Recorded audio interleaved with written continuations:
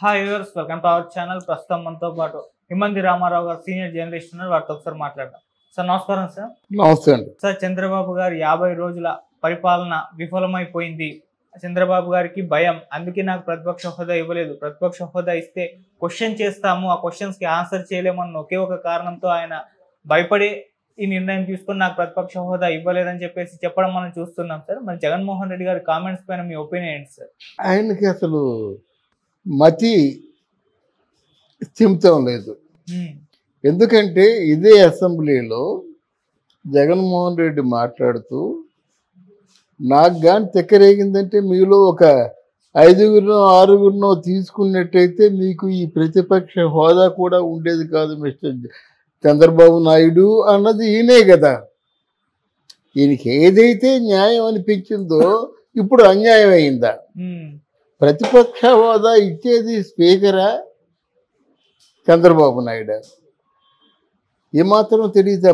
ప్రతిపక్ష హోదా ఎప్పుడు ఇస్తారు, రాజ్యసభకి ఎన్ని సీట్లు ఉంటే రికమెండ్ చేయగలరు, ఎమ్మెల్సీకి ఎలా అంటే అసెంబ్లీలో వాళ్ళు చేర్చుకుంటారు, దీనికి కొన్ని ప్రోటోకాల్స్ ఉంటాయి అనేటువంటి ఇంగిత జ్ఞానం కూడా లేకుండా ఈరోజు మాట్లాడితే అది ఎంతవరకు సమంజసం? ఒకటి, 50 రోజుల్లో ప్రభుత్వం విఫలం అయిపోయిందని చెప్తున్నాడు ఈయన. అంటే ఏమిటి? మచిలీపట్నంలో 60,000 కోట్ల ప్రాజెక్టు తెచ్చిందని విఫలం అయిపోయిందా? భోగాపురంలో ఇంటర్నేషనల్ ఎయిర్పోర్ట్ కట్టుతున్నందుకు విఫలం అయిపోయిందా? శ్రీకాకుళంలో ఒక ఎయిర్పోర్టు, కుప్పంలో ఒక ఎయిర్పోర్టు కడుతున్నందుకు విఫలం అయిపోయిందా? విశాఖపట్నం టు చెన్నై కారిడార్ ప్రారంభించినందుకు విఫలం అయిపోయిందా? అసలు దేనికి విఫలం అయిపోయిందని చెప్పడం ఏంటి? నువ్వు 36 హత్యలు అని చెప్పావు.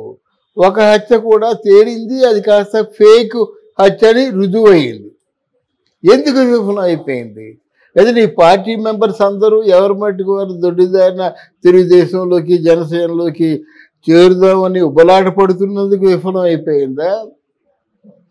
లేకపోతే నువ్వు 5 సంవత్సరాలు పదవిలో ఉంటుండగా, అధికారంలో ఉంటుండగా నీ బాబాయ్ హత్య కేసులేమో ఛేదించలేకుండా ఉన్నందుకు విఫలం అయిపోయిందా?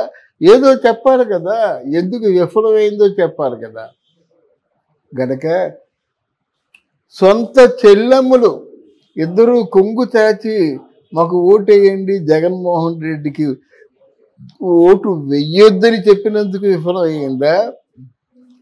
సొంత తల్లి అమెరికా నుంచి వీడియోలో మా శర్మిలమ్మకే ఓటేయండి అంటే జగన్మోహన్ రెడ్డికి ఎట్టి పరిస్థితుల్లో ఓటేయొద్దని అర్థం వచ్చేలా శర్మిలకే ఓటేయండి అని చెప్పినందుకు విఫలం అయిపోయిందా? చెప్పండి. మీకు ఓపిక లేకపోతే మీ తాలూకు ఏదో మీరు చెప్పిన ప్రకారంగా చేసేవాళ్ళు ఉంటారు కదా, వాళ్ళకి చెప్పండి. దేనికి విఫలం అయిపోయింది? దేని గురించి నువ్వు కంప్లైంట్ ఇస్తావు? ఎక్కడ చూసినా అవినీతి, ఎక్కడ చూసినా కబ్జాలు, ఎక్కడ చూసినా గంజాయి పంట, ఎక్కడ చూసినా లిక్కర్ స్కామ్స్. అది క్యాష్ తీసుకుంటున్నారు కానీ ఆన్లైన్ పేమెంట్ తీసుకోలేదు కదా. ప్రభుత్వ ఆస్తుల్ని తాకట్టు పెట్టుకున్నారు అనేటువంటి నిరూపణ అయినందుకు విఫలం అయిందా? చెప్పాలి. నువ్వు భూములన్నీ నీయే, ప్రభుత్వ భూములన్నీ నీయే, 26 జిల్లాల్లోనూ 26 కార్యాలయాలు అంటే పెట్టుకున్నందుకు విఫలం అయిపోయిందా? తెలుగుదేశం పార్టీ ఎందుకు విఫలం అయిపోయిందో చెప్పాలి. ఎవరి అనుమతితో నువ్వు భీమునిపట్నం రిషికొండలో నువ్వు 500-600 కోట్లు విలువ చేసేటువంటి బంగారు వెండి డెకరేషన్తో, ఇంటీరియర్ డెకరేషన్తో వాళ్ళు కట్టుకున్నారా? అందుకు విఫలం అయిపోయింది. దేనికి చెప్పాలి కదా కారణం. అంటే నువ్వన్న మాటే జరిగిపోయినట్టయితే నువ్వే ప్రధానమంత్రి అవుతావు. నువ్వే ఇంకేదో సంబంధిత నీ 2వ శాఖలో ఎక్కడో ఉండి మొత్తం నీ తాలూకు అధికారం చలామణి చేస్తావు. నువ్వు అట్టర్ ఫ్లాప్ అయిపోయావు. నువ్వు ఆ ఇంట్లోంచి బయటికి రాకూడదు. ఆ ఉన్న 10 మంది అయినా సరే నీ వాళ్ళు కాదు, అది తెలుసుకోలేకపోతున్నావు. ప్రపంచంలో ఎవడైనా సరే అధికారం చుట్టూ డబ్బు చుట్టూ తిరుగుతారు కానీ అన్నీ కోల్పోయి అట్టర్ ఫ్లాప్ అయిపోయి ఒక విధంగా నువ్వేమి చేయాలో తెలియక కొంతకాలం సన్యాసుల్లో కలిసిపోతాను, కొంతకాలం హిమాలయాల్లోకి వెళ్ళిపోతాను, అసలు అసెంబ్లీకే రాను, ఈ ఎన్ని మాటలు నువ్వే అంటున్నావు.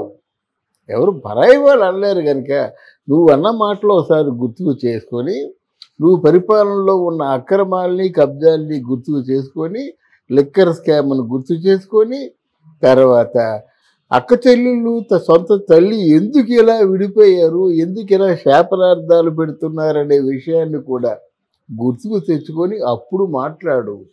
అంతేగాని మైకంలో మాట్లాడితే ఎంత మాత్రం ప్రజలు ఒప్పుకోరండి. నీ మాటలు నచ్చగే నిన్ను వద్దనుకున్నారు, వ్యతిరేకించారు. ఇప్పుడు అప్పుడే నీ మాటలు నచ్చలేదు, ఓడిపోయిన తర్వాత అవతల పక్క వాళ్ళు మంచి చేస్తున్నప్పుడు చెప్తే ఎలాగుంటుంది? వాళ్ళ సహాయాన్ని పొందుతున్నారు కదా. పవన్ కళ్యాణ్ని పట్టుకొని ఏడిచావు, పెద్ద నాయకుడిని చేసేది నువ్వే. నువ్వెంత అవినీతి పరుడు పక్కనే ఇంకోటి పైకి వెళ్తాడనమాట. అది మామూలుకుంటే చాలు, నువ్వు బాగా పాతాళానికి వెళ్ళిపోయినంత అవినీతిని చేశావు. ఆయన్ని ప్రజలు మెచ్చుకున్నారు. వార్డు మెంబర్గా గెలవలేనటువంటి పవన్ కళ్యాణ్ని మా జగనన్న ఏదో ఎడమ చేతి చిటికెన వేలుకున్న వెంట్రుకలు కూడా పేకలేదని మీ తాలూకు అత్యంత ఆత్మీయురాలు రోజా అన్నప్పుడు ఆయన విఫలం అయిపోయాడా? ఇండియాలో ఉన్న గొప్ప లీడర్ అయ్యాడు. అంటే ఏమిటి? అనాలోచితంగా మాట్లాడినా, మైకంలో మాట్లాడినా, స్పృహ లేకుండా మాట్లాడినా ప్రజలకు స్పృహ ఉంది కదా. వాళ్ళు ఆలోచిస్తారు, వాళ్ళు వింటారు, ఆలోచిస్తారు. తీర్మానానికి వచ్చారు, తీర్మానం చేశారు, నువ్వు అనుభవించు ఓటమిని.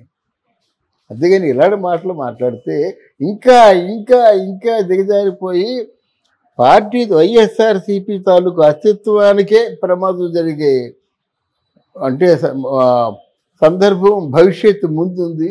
అది ఆలోచించుకోవటం మంచిది. ఓకే. అటు అంబటి రాంబాబు గారు కూడా ఇటువంటి కామెంట్స్ చేస్తున్నారు సార్, శాంతి భద్రతలు దెబ్బతిన్నాయి, పూర్తిగా విఫలమైపోయింది టీడీపీ అని చెప్పేసి. అంబటి రాంబాబుకి ఏం తెలుసండి? ఆయన డ్రమటిక్గా మాట్లాడడం తెలుసు కనుక డ్రమటిక్గా మాట్లాడతాడు. డైలాగులు చెప్తే ఎవరికి కావాలండి? మీకు చంద్రబాబు నాయుడు గారికి అఫ్కోర్స్ మాటలు రాకపోవచ్చు, ఆలోచించి మాట్లాడతాడు, వ్యూహాత్మకంగా మాట్లాడతాడు. ఏ వాగ్దానాలు చేశాడో ఆ వాగ్దానాలు నిలబెట్టుకొని దిశగా తిరుగుతున్నాడు. పాపం కష్టపడుతున్నాడు. ఆ ఏజ్ వాళ్ళు ఎవరు అంత చలాకీగా కష్టపడరు అన్నమాట. అంబటి రాంబాబుని ఎప్పుడో ఆడవాళ్ళు కొట్టేస్తారండి. ఈ రోజున అంబటి రాంబాబుకి ఏదైనా క్రెడిబిలిటీ ఉందా? అందులో ఎవరికి క్రెడిబిలిటీ ఉంది కనుక మాట్లాడిస్తున్నాను? ఎవరికైనా మాట్లాడేవాళ్ళు, వాగేవాళ్ళు, తిట్టేవాళ్ళకి ఎవరికైనా క్రెడిబిలిటీ ఉందా?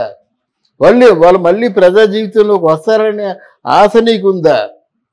అందువల్ల ఇట్లాంటి చిల్లర మాటలు మాట్లాడుకోవడం ఎవరికి మంచిది కాదు. ఆ జగన్మోహన్ రెడ్డికే కాకుండా ఇటువంటి కోతలు అంటాం, భాష అదే కరెక్టు.